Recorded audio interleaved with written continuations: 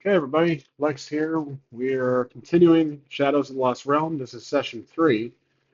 We left off deeper within the ruins. We dealt with a few adversaries, a few shadow creatures of sorts. So that was our last session recap. Now, let's continue. So, just pondering what Wholf can do now, I want to make a story hack saying that Wholf spots something that belongs to his mentor, Edrin, on the ground or near a ruin. Let's begin session 3. Let's say Wholf finds something that belongs to his mentor, Edrin. It was on the ground, possibly dropped.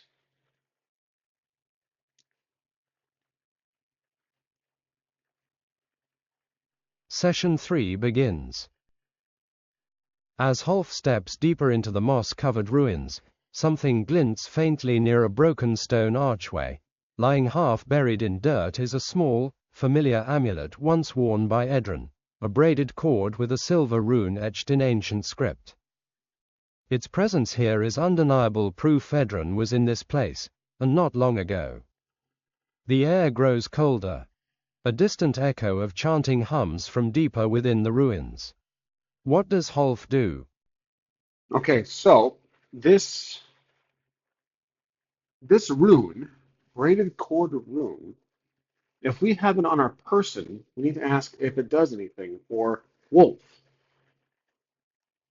This silver rune, if Wholf picks it up, does it grant us a new aspect or a stunt?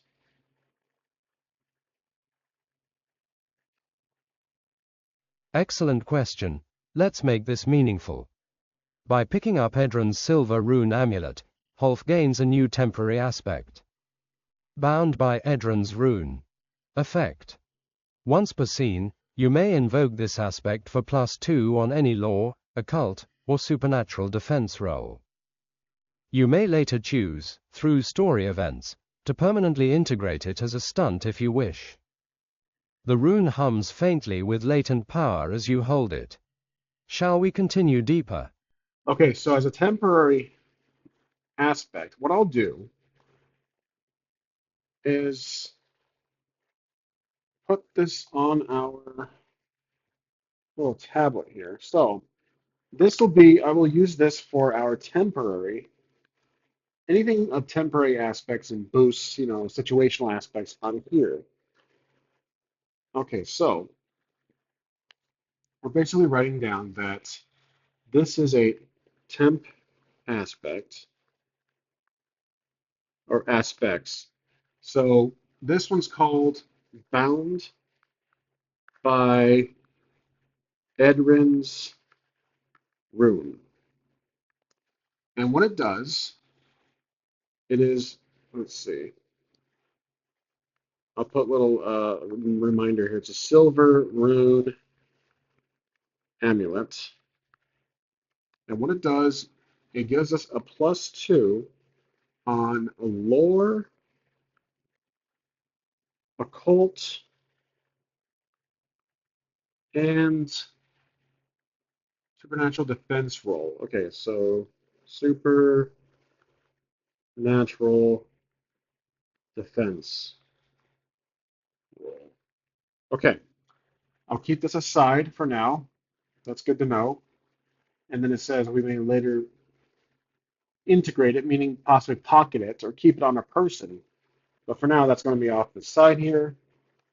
Okay, let's see. We hear noise. Let's try to determine what exactly we're hearing. So I'm going to use notice to see what exactly we can hear. What skill can I use to determine what that noise is we hear in the distance?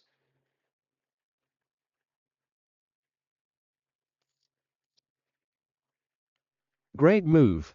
You can use notice for sharp senses, or lore for supernatural knowledge, to analyze the distant chanting. Notice equals identify direction, number of voices, distance. Lore equals identify language, ritual type, or magical nature. Pick your skill. Difficulty will be great, +4. Okay, so remembering we have that temporary aspect, which might cost us something. I'll try to keep it here on the screen for you guys. But I'm assuming it'll cost us something. +2 any lore. Okay, so we have lore uh, in this temporary aspect. Let's see. If we use lore, may we invoke the temporary aspect bound by Edrin's rune to determine what the chanting language may be.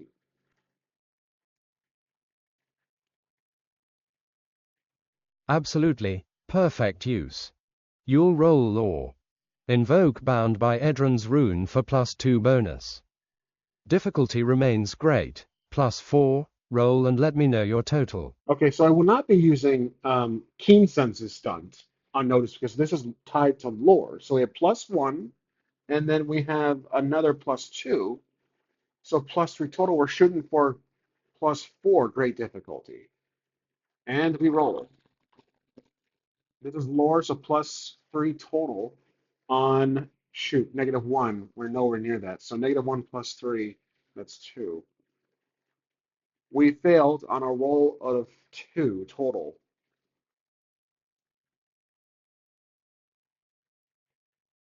You fall short by 2, a failure. You can tell the chanting is ritualistic, but the language remains foreign. Its cadence feels wrong, unnatural, almost summoned. Worse, the air grows colder still. Something is being called. Do you want to approach cautiously, search for another route, prepare for a possible fight, or request guidance for next moves? Okay. Well, um, we'll try to determine. Well, let's see. What does our compass show as we hold it? Which direction is north pointing? That makes sense. Wholf checks his compass, but the needle trembles strangely.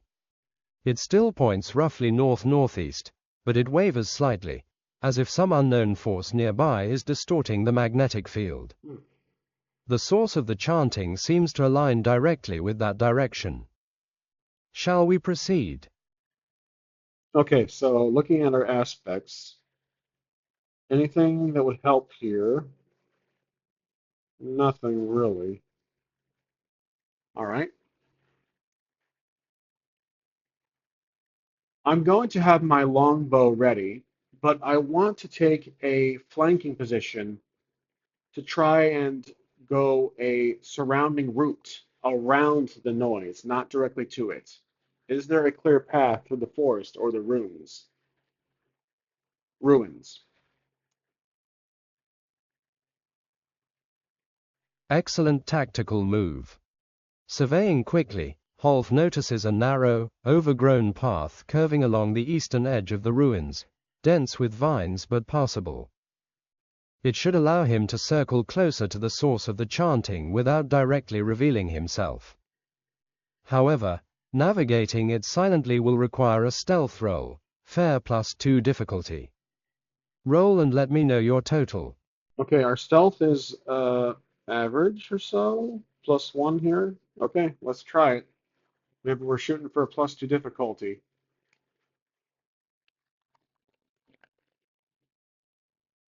Oh, that is not what I wanted. So that's a negative. Okay, so we have 1, -2 total. Okay, so +1 here. That's -1.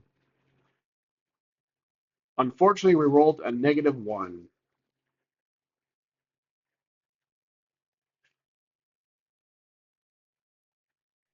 That's a failure by 3 shifts. Not only does the attempt to flank fail, but you accidentally snap a dry branch underfoot. The chanting halts. From the direction of the ritual site, Multiple eyes now turn toward your position, faint shadowy forms emerging. Uh-oh. You've been detected. Shall we enter combat, attempt a quick retreat, or try a create advantage to salvage the situation? You know what? I'm going to try something crazy. Not crazy, but just instinctively, grab the amulet and squeeze it to see if something happens. I'm desperate. I'm going to take Edrin's rune, hold it up in the direction of the chanting, and squeeze it. I don't know why. I'm just curious what would happen. Excellent desperate move. You're trying a create advantage using the silver rune as a focus. Difficulty: Great, +4, but you may invoke Bound by Edrin's rune again for +2 on your roll.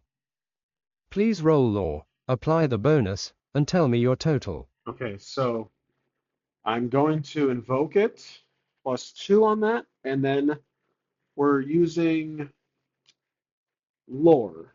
So it's really up to the dice on this one. So we have +3 total, but we'll extra spin there. Ah, shoot. So +2.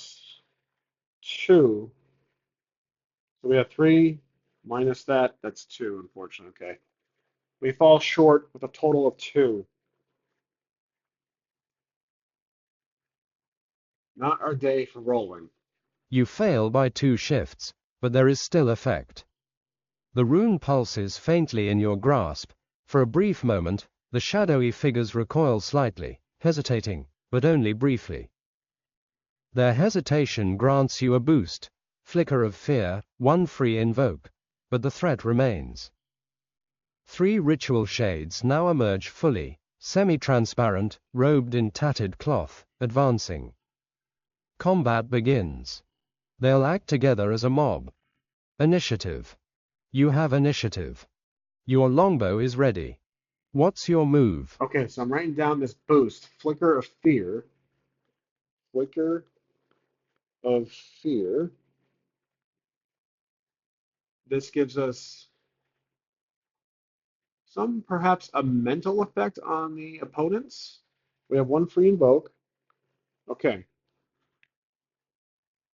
For now, let's try to see how they can handle our longbow. Now, this is a little sidestep from the game, but basically, I think there's a special rule for optional rules for combat. Now, for weapons, if I'm not mistaken, I think I saw this in the latter half of the book, but there is a way to basically, there's weapon and armor ratings 58.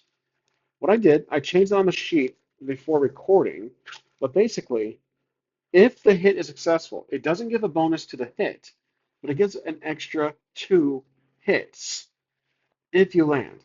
So weapon value adds to the shift value of a successful hit. 2, meaning it adds any hit inflicts 2 more shifts than normal.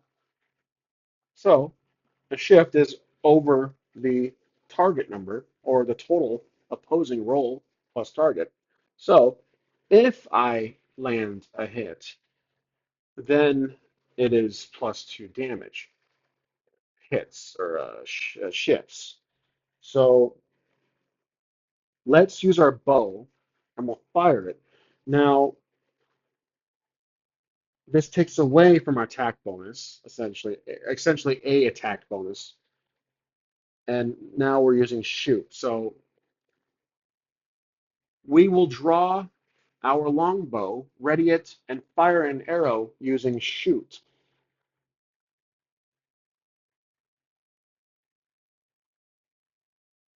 Perfect. You fire your longbow at the advancing ritual shades. They roll to defend. Plus, right pointing arrow 0, plus athletics +2 equals 2. Roll your shoot, and you can spend the flicker of fear boost +2 I will spend if you that. wish. +2, Let me know your total. +2. I have an idea of something crazy to do after this, but I want to see what a general arrow does to these guys. So +2 on this roll. We have shoot +2, and I'm going to roll now. Okay, we have two positives, one negative, so that's +1. So that's 4 on paper, and then 5. So we have a roll of 5, and I'm using a custom rule. Since it hits, the longbow does 2 extra shifts, only though when it hits, which it did. And I am also including that flicker of fear with that total of 5.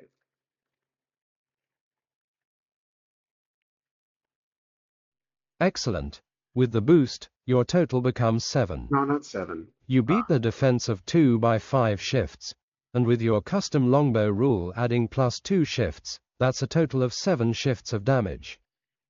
The ritual shades absorb what they can but immediately suffer.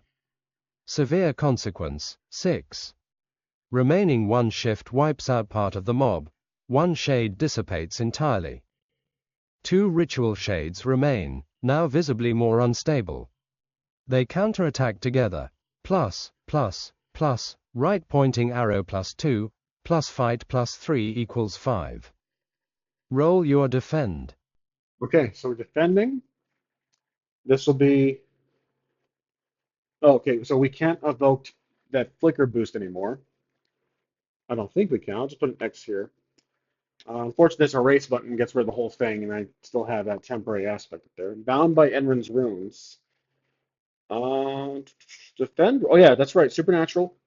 Uh, can we invoke the temporary aspect bound by Enrin's rune for the supernatural defense roll? Will it cost a fate point?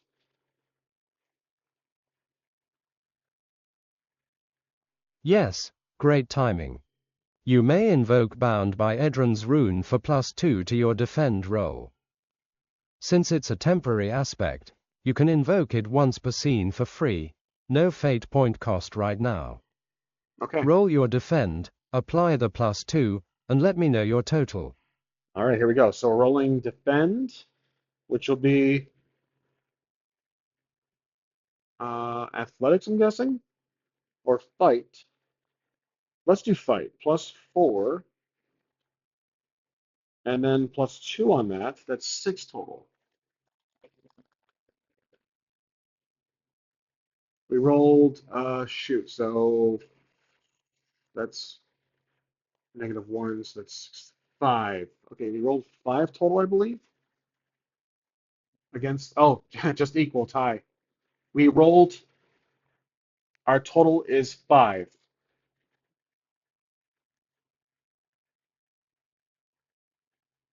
Perfect. Your total matches their attack, 5 vs 5, resulting in a tie. Oh, You successfully defend, and by tie rules you gain a boost, steady footing, 1 free invoke, as you hold your ground and maintain your aim. The 2 remaining ritual shades swirl, preparing for their next assault. Your turn again, attack, create advantage, or another tactic. okay, so here's the idea. I'm going to take my bow, if I even have time. I'm going to tie the amulet to the arrow and fire it. I don't know if I even have time to do this. Do I have time to quickly take the amulet from Edrin, tie it to the arrow, and fire the arrow into the mob?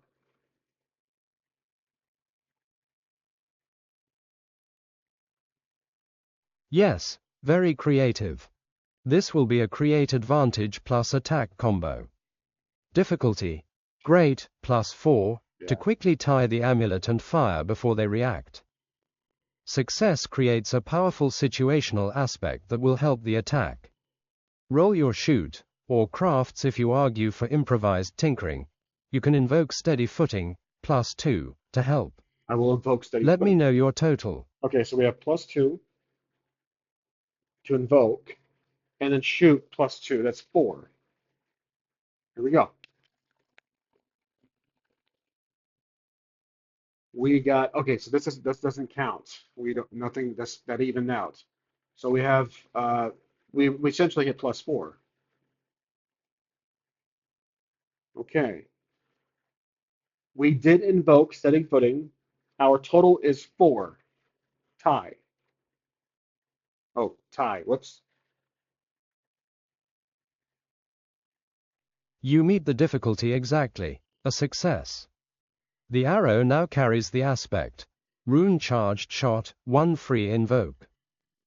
You immediately follow through with your attack as the arrow sails toward the ritual shades. They defend. Plus, plus, plus, right pointing arrow +2, plus athletics +2 equals 4. Now roll your shoot again, and don't forget you can invoke rune charged shot, +2, Okay. if you wish. +2 is shoots. That's +4 total on this next attack. I believe this makes sense. Oh, good. We have +2 additional, so that's 6 total. A total of 6 on our shoot with all modifiers. I think I did that right. I don't know. Yeah. Excellent. Your 6 vs 4 beats the defense by 2 shifts. You invoke the rune charged shot, adding +2 shifts, for a total of 4 shifts of damage. The amulet pulses as the arrow strikes. Both remaining ritual shades are fully dispersed, their forms unraveling into pale mist. Combat ends. The ruins fall silent again. The broken remains of the ritual circle smolder faintly ahead. Shall we proceed? I'm going to carefully enter the area where the chanting was happening. What do I see around?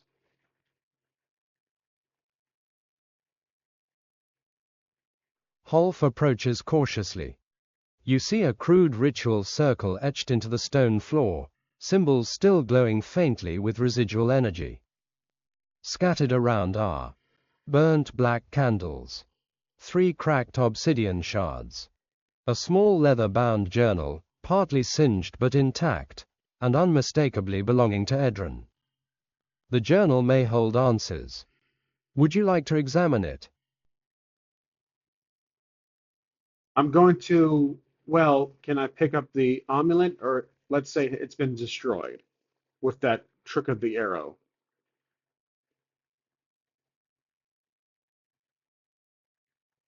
Good thinking, but luckily, the amulet tied to the arrow remains intact. You recover it easily after the fight. It still hums faintly, but you sense that channeling its power like that may have weakened it slightly. For now, it remains usable for its original once-per-scene supernatural defense bonus, but repeated use might risk permanently exhausting its magic, Okay. story-based consequence later if overused. The journal, however, remains untouched nearby. Shall we inspect it? I will look at the journal, but I will also look around to make sure there are no other surprises. Right. Perfect. Let's resolve this in 2 parts. Keycap 1 scanning for danger. Roll notice, difficulty fair +2, to check for hidden threats. Keycap 2 examining the journal. If clear, you'll safely study its contents afterward. Roll notice first and let me know your total. Okay, so I'm using keen senses on this one, +2, and then we'll use the notice of +2. So there's 4 total on this roll. +4 on this roll. Oh, that's -2, +4, that's 2, which we got. Okay, total of 2.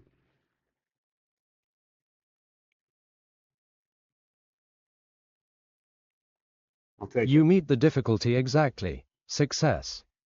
The area appears safe for now. No immediate threats, no lingering creatures nearby. Wholf carefully opens Edron's journal. Inside, you find hastily written entries. They are close. The summoning grows unstable, too many variables. The shades obey, but not perfectly. Someone else may be pulling strings. If I fail, let the rune guide you to the sanctum. At the back, there's a rough map sketched. It shows a path leading deeper into the ruins, marked with the word, sanctum. Would you like to follow the map, rest briefly, or prepare in another way? I believe I can add the map as a stunt now, or the journal itself as a stunt.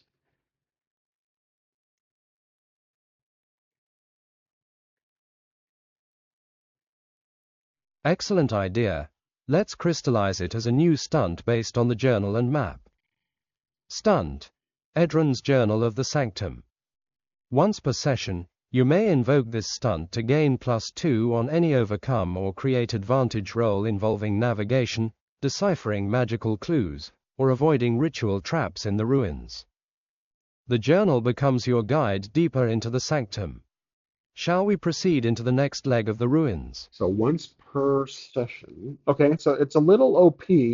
That makes sense, but it doesn't cost anything, so but only 1%. I'm sorry, one per session. Okay, well, it's getting a little late for this, so I'm going to conclude. I mean, we had some activity. We had a couple of encounters, we had one encounter, and one good reveal here. So, gosh, I really want to keep playing, but I need to close the session down. So let's conclude this session for now.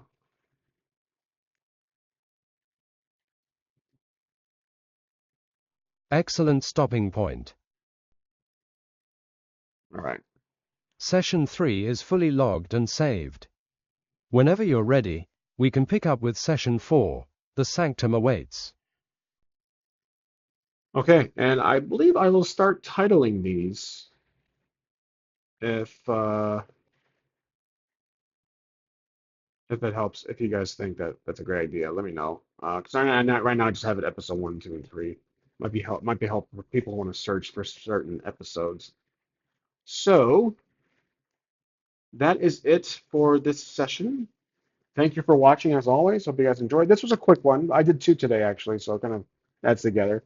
And as always, thank you for watching. I'll see you in the next one.